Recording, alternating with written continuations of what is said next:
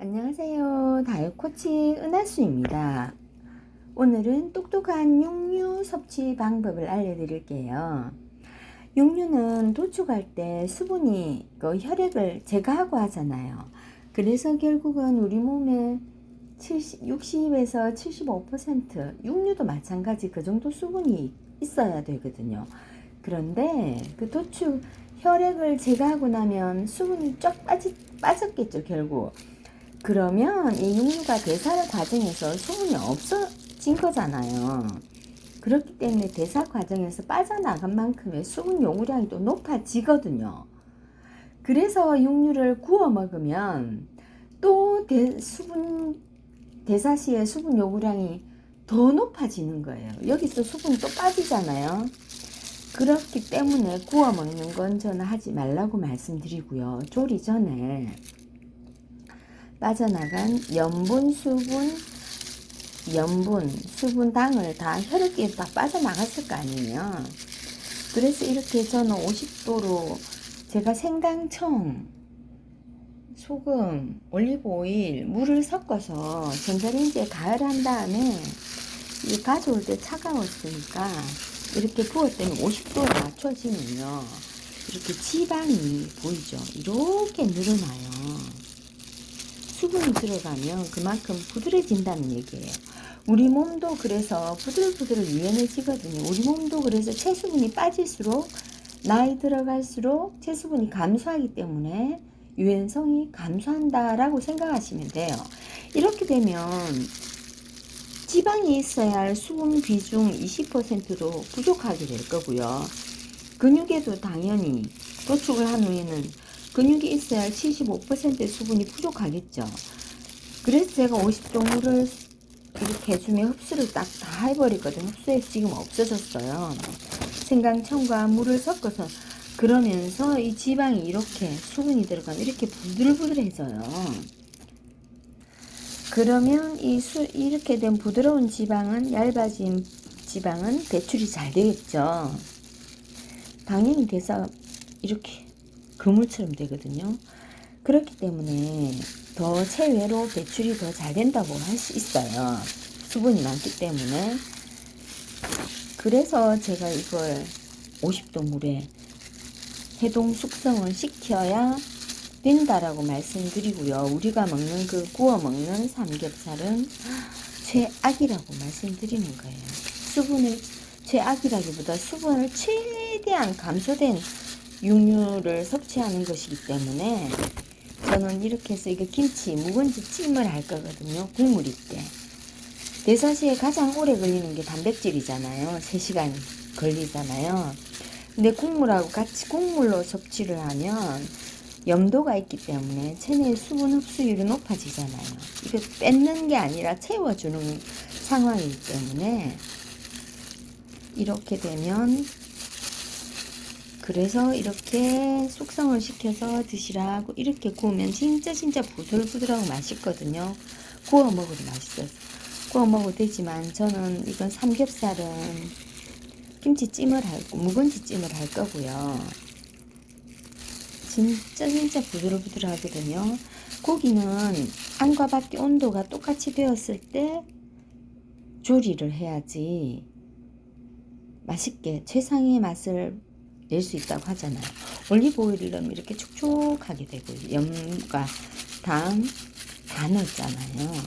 그러면 이렇게 해서 드시면 되고, 이 한우갈비살도 저는 지금 여기도 올리브 오일하고 제가 염하고 당을 조금 넣어서요 숙성을 시켜 볼 거예요. 물을 이게 차게 실온 온도 같으면 50도를 안 데워도 될 것 같죠, 그죠?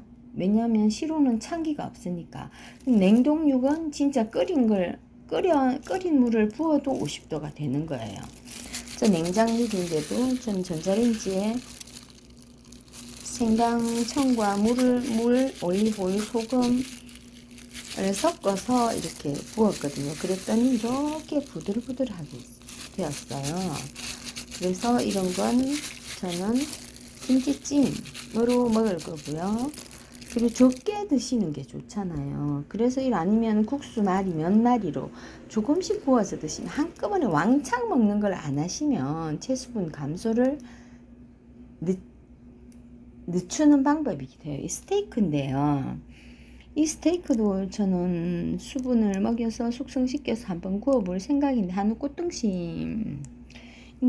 한번 그렇게 조리할 똑같은 방법으로 조리하시면 올리브오일, 소금, 설탕 다 넣으면 빠져나간 걸 보충해주면 더 촉촉해지겠죠. 그렇게 드시면 맛있을 것으로 봅니다. 오늘은 이 국수에 소면하고 말하면 이것만 먹는 게 아니라 소면하고 같이 먹는 걸로, 소면에 물이 있잖아요. 그렇게 드시는 걸로 하겠습니다. 이걸 이렇게 양념을 해서 산소와 접촉을, 이 랩이나 이런 걸 딱 씌워놓으면 산소와 접촉이 최대한 적기 때문에 꼭꼭 눌러서요, 보존기간을 늘릴 수가 있기도 해요. 더 신선하게 드실 수 있는 방법입니다.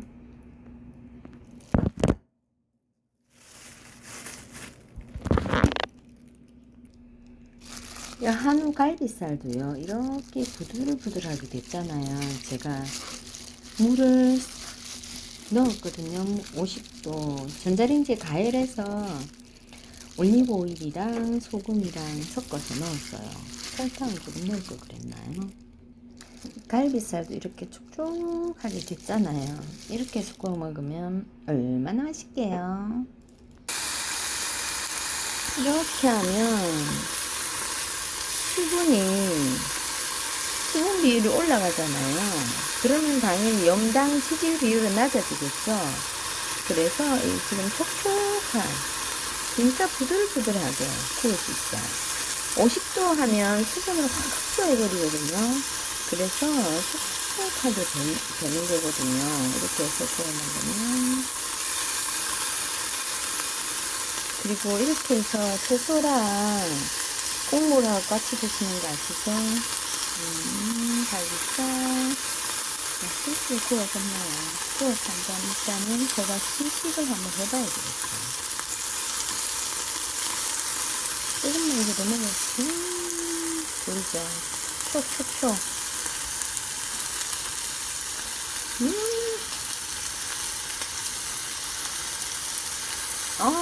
진짜 부드러워. 어떡하니? 좀 짜네.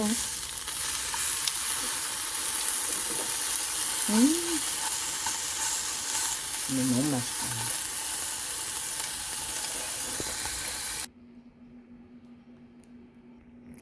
이 스테이크도요, 고기만 드시지 마시고 구워서 다른, 이게 주재료가 아니라 부재료로 쓰시면 똑똑한 육류 섭취 방법이 될 수 있습니다. 드디어 오늘 지난 가을에 김장하고 가져왔던 배추를 오늘 담았어요. 쌀뜨물이에요. 쌀뜨물을 냉물이랑 서 전자레인지에 가열했어요. 그래서 이렇게 넣으면 얘가 촉촉해지거든요. 그리고 비린내 같은 그런 게 없어지고요. 신선해져요. 그러면 이렇게 해서 찬물에 헹군 다음에 사용하시면, 왜 채소도 재배할 때 수분이 충분하게 재배하지 못할 수가 있잖아요. 그런데 이렇게 하시면 그 부족한 수분을 다 갖고 있기 때문에 대사가 좀 더, 대사시에 내 몸에 수분을 더 많이 흡수하는 상태가 되기 때문에요. 체수분 감소를 늦추는 방법이기도 합니다. 방법 중 하나예요. 이건 똑똑한 채소 섭취 방법이네. 똑똑한 육류도 그렇고, 채소는 그냥 쌀뜨물이나 물에, 쌀뜨물을 저는 안 버리고 사용하는데요. 물에는 소금 조금만 넣고 이렇게 해서 따뜻한 물, 50도 물, 찬물 이렇게 해서 사용하시면, 헹궈 사용하면 신선해서 채소 비린내 같은, 양배추 같은 것도 그렇고 콩나물 비린내도 싹 없어지고요. 향은 더 신선한 향으로 되돌릴 수 있어요. 고추는, 청양고추 이런 것들은 그렇게 해서 냉동시키고요. 쪽파, 대파도 저는 그렇게 해서 물 코팅을 쫙 시킨 다음에 냉동시키면 오랫동안 신선하게 섭취할 수 있는 방법입니다. 오늘 이 배추는요, 저는 잔치국수에 쪽파랑 같이 사용할 거고요. 그리고 생강청 겉절이, 생강청 넣어서 겉절이로 무쳐서 잔치국수랑 저기 고기, 갈비살이랑 같이 섭취할 예정입니다.